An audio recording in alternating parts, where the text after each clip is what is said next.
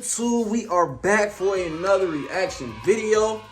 As you can see from the title, we are reacting to part 2 of Making the Case LeBron James. Not too much to say in this intro. If you didn't check out the first part, go check it out. Only makes sense to check out part 1 before you check out part 2. If you don't give a fuck, then I don't give a fuck. Just watch part 2, then go watch part 1, or don't, you know. But we gonna get right into this reaction without further ado. Making the Case LeBron James part 2. Boom, let's get it. For any of y'all that were not following along, we left off at about 1632. So we're gonna pick it back up right here at about 1620. Also, almost entirely necessary. When the Cavs played the Spurs in the finals that year, they lost because a 22-year-old LeBron couldn't beat the Pop, Parker, Manu, Duncan Spurs by himself. Shame on him. So is there any surprise that he wanted to go to a real team like Miami, where he didn't have to do everything? And make no mistake, it's not like he didn't still have his Atlas moments with the Heat. Game 6 of the 2012 Eastern Conference Finals. The Heat are down 3-2, coming off of the decision in the 2011 Finals. LeBron and the Heat were under as big of a magnifying glass as you can get. In Boston, the Celtics had the chance to send the LeBron Wade Bosch Heat out by the historical wayside as a catastrophic failure. But then LeBron put on this face and picked the Celtics apart. He had 30 points in the first half. In classic LeBron fashion, he was everywhere doing everything. Boy, he was sucked getting the oxygen busy out of the arena and never gave it back. Coming through hey with man, an look, all-time I can't lie, LeBron has put up some of the best postseason performances ever.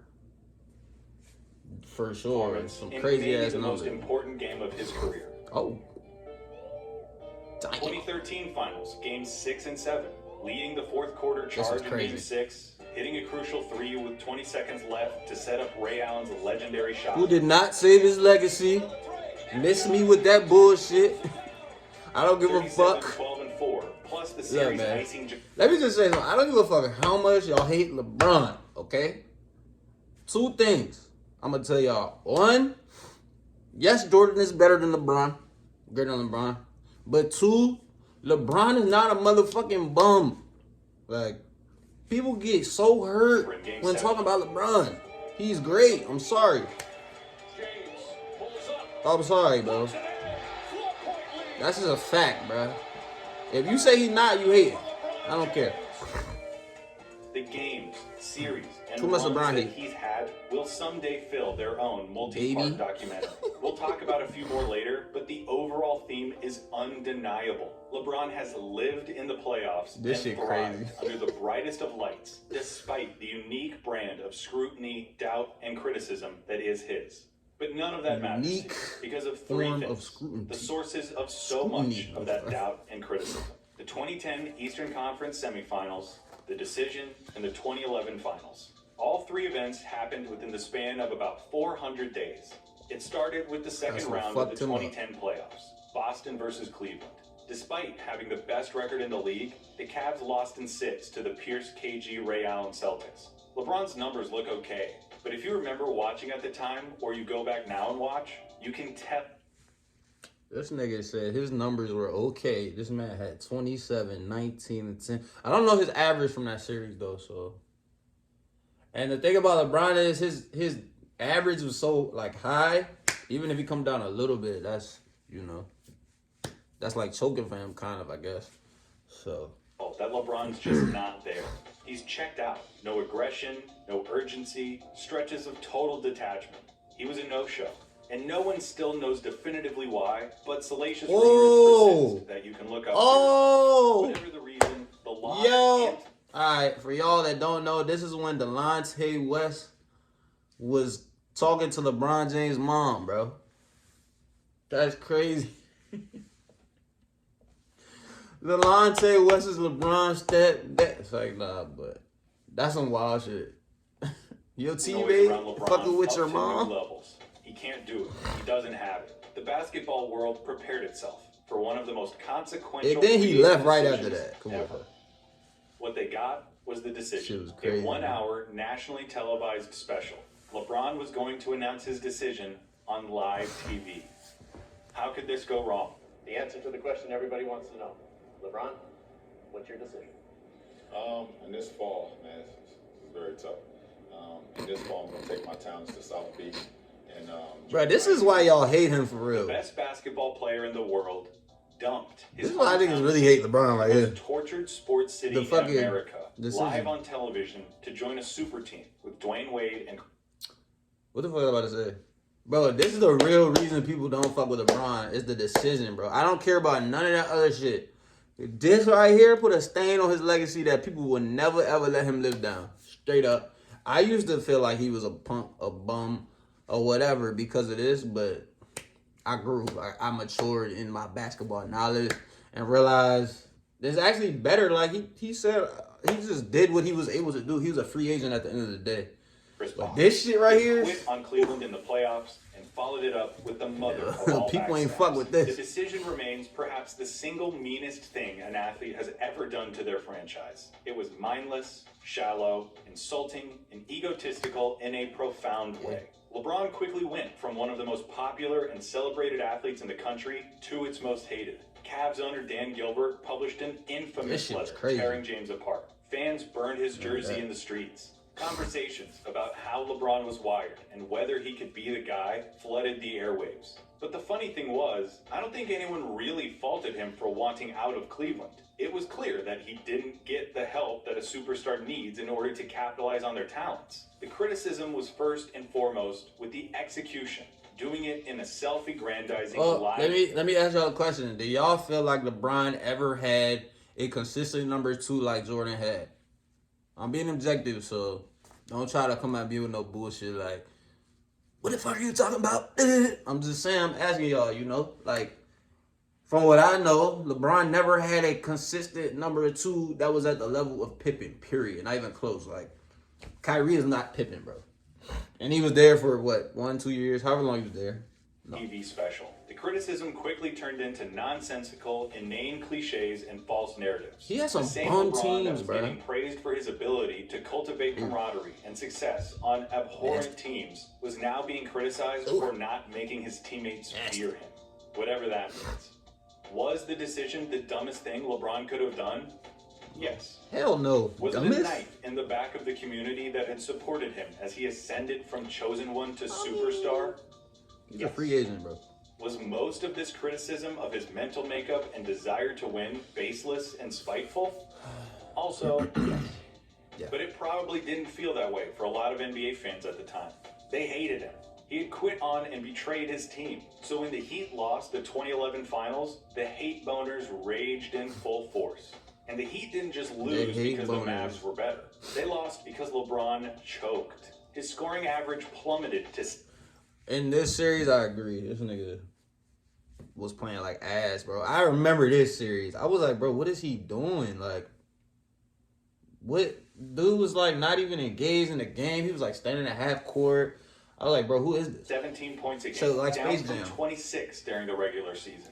And of those 17 points, they lose because the Mavs were better. Also, let me say, this would never, ever, ever in life possibly happen to Jordan, which is one of the reasons I have Jordan ahead of LeBron. LeBron let stuff happen that Jordan would never in his life allow to even happen. LeBron choked. He would never let his scoring average drop to 17 points a game, down from 26 during the regular That's season. A whole 9-point drop. That's called choking. Game, only 3 came during the fourth quarter, which is especially damning considering how... I'm sorry, I gotta keep stopping it. Like, that's crazy.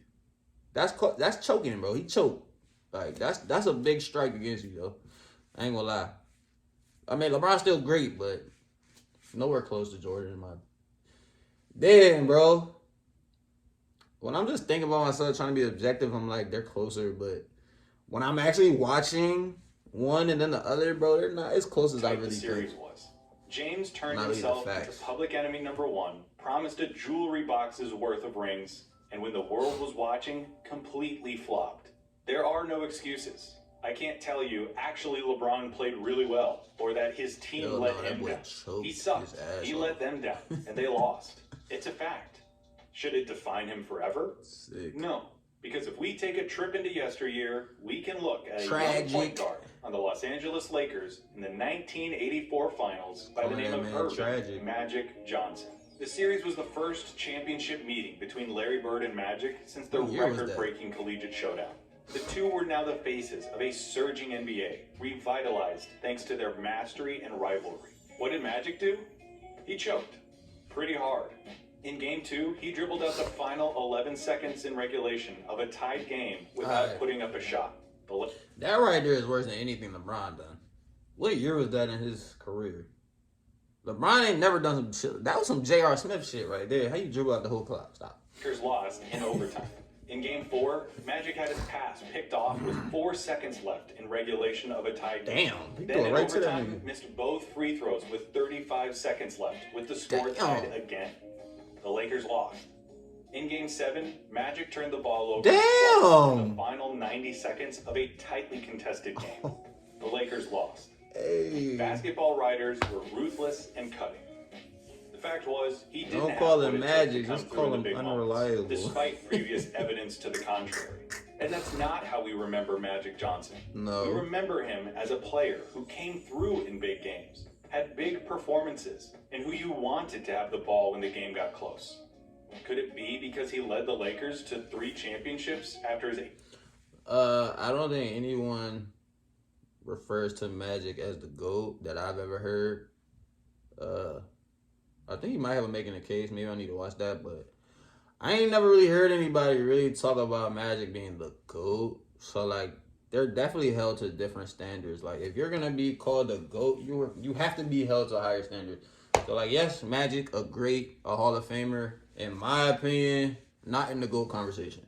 84 meltdown. That's me. So Let me know why what is it y'all that some think. people's opinions on LeBron James haven't changed in the last 9 years? How are 3 championships and 7 more consecutive finals not some sort of redemption?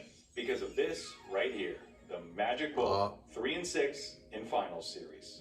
Not that he's won 3 championships, or that he's made 9 finals, or that he spent almost the entire decade of the 2010s playing June basketball. It's that he's made it 9 times and lost 6 times. Would it be better if he were 3-0 or 3-3? It is not a meaningful or insightful conversation. Hey, that's a good question. Would it be better if he was 3-0 instead of 3-6? Like he only made it 3 times. To be honest, I don't know, bro. Because people don't really look at that stat the way it should be looked at. Like, going that many times in a row is tough. But it does hurt that he lost that many times. Any capacity to boil down a player's entire career, his contributions, strengths, weaknesses, and subtleties, to just his record in the NBA Finals. How is it that making it to the finals and losing is worse than not making it at all? But at the end of the day, bruh, 6-0 is shitting on 3-6. Any which way you flip it, any which way you look at it. So, as far as between Jordan and LeBron go, is the 3-6, 6-0 thing, that's not even a question. But losing them 6 times, like, you're not even at 50%, that's pretty bad. If you take the time to actually look at how he ended up in those series and what he actually did in them, I have no idea how you could misconstrue his finals performances as a hindrance to his case. We talked about 07, 11, 12, and 13. Of those 4, the first was a loss to a team with an actual roster and head coach. The second was a loss that can be pinned entirely on James. And the last 2 were victories. In 2014, the Spurs played absolutely divine basketball. You cannot play the game better. LeBron and Chris Bosh were the only players on the roster who showed up. Nobody else, either because of age or mileage, could handle the physical toll of a 4th straight finals. LeBron led the Heat in every stat but blocks. He averaged 28, 7, and 4 while shooting 57, 51, 79 splits. As Mike Tyson said to Sports Illustrated, the Spurs won because they deserved to, not because of what LeBron didn't do. You're out of your mind if you think that the 2015 finals is a black mark on LeBron's legacy. The Cavs lost Kevin Love in the first round and Kyrie Irving in Game 1 of the finals against the Warriors. But LeBron was so supremely impressive that Cleveland actually had a prayer of winning the series, which garnered him finals MVP votes despite being on the losing team. His averages were unreal, and Andre Iguodala won the award specifically because he kept LeBron from doing more damage. In 2017, after a super weird regular season, the Cavs flipped the switch and cruised to the finals against the new-look Warriors with Kevin Durant. LeBron became the first player to average a triple-double in the Crazy, finals, yo. but the Cavs lost in Good 5, Lord. keeping the Warriors from sweeping their way through the entire playoffs. In 2018, without Kyrie, LeBron had a run that was eerily similar to his 2007 streak. Game winners, crazy numbers, game 7s, the whole thing. The culmination of the run happened in Game 1 of the finals, when LeBron scored an earth-shattering 51 points, giving the Cavs a chance to take a 1-0 lead in the series. LeBron has some crazy ass numbers in the playoffs and finals. Numbers I've never seen before. But gotta win. And then this happened. Rebound goes to the Cavs. J.R. Smith brings it back out. Throws it to Hill.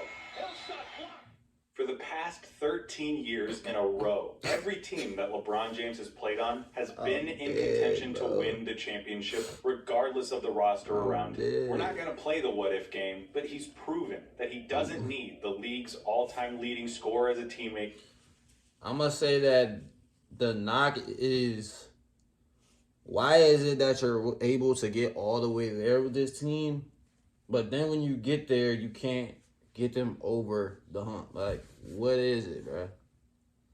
Like, yeah, you getting us there 15 times in a row, but we only win 3 times. Like, We're the Zen master as a coach.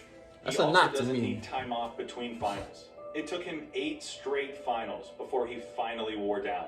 Give him any coach, give him any teammates, and by the sheer brilliance of his play, your team is now a championship contender. And I don't have to make the argument that 3 rings is more than 5 or 6 or 11, because that's not how we evaluate these players. Right. We don't just look at ring totals. Otherwise, Robert Horry would be on Mount Rushmore. True. Yes, it's all about winning, but it's really not. We try to synthesize things like play style, That's true. competition, success, Oh. achievements, accolades, and the like Whoa. into a more... That But it's caught me really off not. guard. We try to synthesize things like play style, competition, success, achievements, accolades, and the like into a more cohesive and complete picture. Just asking, did they win, when trying to argue for the greatest basketball player of all time is the wrong question, because, it's a team sport. The better question to ask is which player gave their team the best chance to win? Who meant the most to their teams? And the answer to that question is LeBron James. Is there any better example of this than the 2016 finals? What other player in that situation would have been able to do what LeBron did? That He didn't try 3-1? to will his team to victory by just jacking up shots. He picked his spots perfectly, got his teammates That's tough, involved, man. and inspired a belief that they could win despite the odds.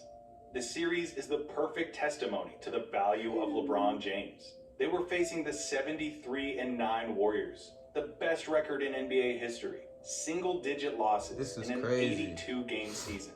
Cap it off with a title, and they instantly have a claim as the best basketball team ever. And after the first 4 games of the series, they have a 3-1 lead. No team in that position had ever lost. That lead in that series has proven throughout history to be insurmountable. Game 5. I ain't gonna say in it. Oakland. Kyrie shoots I ain't gonna say it. 70%. Okay, this is a big plus for LeBron, in my opinion. Like, this is one thing LeBron's done that nobody else has done. So, one thing LeBron did that Jordan didn't do. But I feel like there's more things that Jordan did that LeBron didn't do. I'm probably biased saying that because that's based off of no research. That's based off of nothing but what's in my head and what I've heard and what I think I know. So, like, leading this league in scoring for 10 years in a row and all them defensive first teams and being 6-0 and shit like that, LeBron got longevity stats more to me, but, like, I want to say Jordan has higher averages in a lot of areas, but, From the floor to rack up 41 points. LeBron matches him with Sorry, 41 sorry, of his own, my fault, plus my proven throughout history to be insurmountable. Ooh. Game 5. In Oakland, Kyrie's so Kyrie trill. shoots 70% from the floor to rack up 41 points. So LeBron trill. matches him with 41 of his own, plus 16 rebounds and 7 assists. That's crazy. Tristan Thompson is the only other Cavalier in double digits. Game 6 in Cleveland. LeBron spearheads a blowout with another 41-point performance, with 8 rebounds and 11 assists to go along with it. The momentum of this series has palpably shifted. Game 7 had legacy bursting at its seams. Something historic was going to happen, no matter how the game ended. Either the Warriors were about to cap off the most successful basketball season ever, or the Cavs were going to do the unthinkable. A 3-1 comeback, their first franchise title, Cleveland's first championship in 52 years, all made possible by LeBron James. A Cleveland win in Game 7 represented the single most significant feat that any player has ever achieved. The most anticipated high school basketball player in a lifetime, who became the chosen one 45 minutes away from the team that would draft him, who took that team to brand new heights, who broke that city's heart in an astonishing way, came back to try to make things right, and was now one game away from fulfilling his promise in an unprecedented comeback against a record-breaking opponent. That shit out of here. That's tough. He isn't Michael Jordan. No. Don't expect him to be. He's not Magic Johnson either. He's not Larry Bird or Bill Russell or Wilt Chamberlain. He's LeBron James, the most valuable basketball player ever. The most complete basketball player who's ever lived. The greatest basketball player. I'll give him most complete basketball player. That's it though. I ain't giving him best. And I don't think he's better than Bird. I damn sure don't think he's better than Jordan. This is crazy. Outro. All right, outro time. Let's get it. I don't want to make this too long. I said the outro is gonna be longer, but I don't really care. The main things I want to say, I don't know. I didn't say it too much in this video, but the part 1, right? Like in the past, y'all hear me talk about dog mentality, and you always hear about how they talk about Jordan made people fear him, and LeBron doesn't. To me, what they mean by that, like obviously you're not scared of anyone on the court, but to me, to simplify it, when Jordan stepped on a court, you know he's literally trying to embarrass you. Like, he wants to make you walk off the court. Like, you already know that. Then he's talking shit to you during the game, so he demoralizing you even more. And then you look at his numbers at the end of the game, and like, you don't even want to play no more. Whereas LeBron is like they both want to win, but Jordan wants to win and destroy you. And Bird wants to win and destroy you. LeBron is like, I just want to win. Like, I'll talk to you right before the game, and I'll congratulate you after the game if you do win. And it's a different feeling when you step on the court and play against player A and player B. Like, when I step on the court and play against this person who I know wants to destroy me and wants to embarrass me, versus this person over here who I know they might let up. Like, they don't care, you know? I feel like that is part of the reason Jordan has that aura that people feel about him, like, because that's a big part of why I'm just like, it's Jordan over everybody, because Jordan had that shit on lock, bro. People ain't want to play this man. I'm sure of it. Like, people might have been like, we don't want to play LeBron as a team. Like, I think he might destroy our team. But I feel like people are saying Jordan individually, each person, like, I don't want to step up against him because he's going to destroy me, embarrass me. I feel like that's the overall overwhelming thing that was going in my head. Also, once again, I just don't get the same feeling, man. I don't even get the same feeling watching LeBron and hearing about his history as I do when I hear about Bird. Like, something about it just seems like, I don't know, man. That it's going off a feeling. But for me, I used to have LeBron at a solid number 2. Like, that was it. It was Jordan and LeBron. I don't know, man. Something about LeBron is just... Something about LeBron, bro. I don't hate LeBron. I know he's great. I think he's great. But something about him, I can't put him all the way up there. I feel like I'm rambling now, so I think that's going to be the end of the outro. Just giving y'all my thoughts. Yeah, man. I think that's it for me. Thank you guys for watching as always. Thank you for liking. Thank you for commenting. Thank you for subscribing. If you guys heard my questions throughout the video, please go in the comments and give me feedback. I really ask y'all questions because I want to know how y'all feel. The same way y'all watch the reactions to see what I feel and, you know, see my opinion, I guess. I'm assuming that's what y'all are doing, trying to see my opinion, how I react differently than y'all. So I want to know what y'all think too. Drop your comments to the questions. If y'all got questions, if y'all just got some stuff y'all want to point out, drop that stuff in the comments, y'all. But thank you. I'm out of here.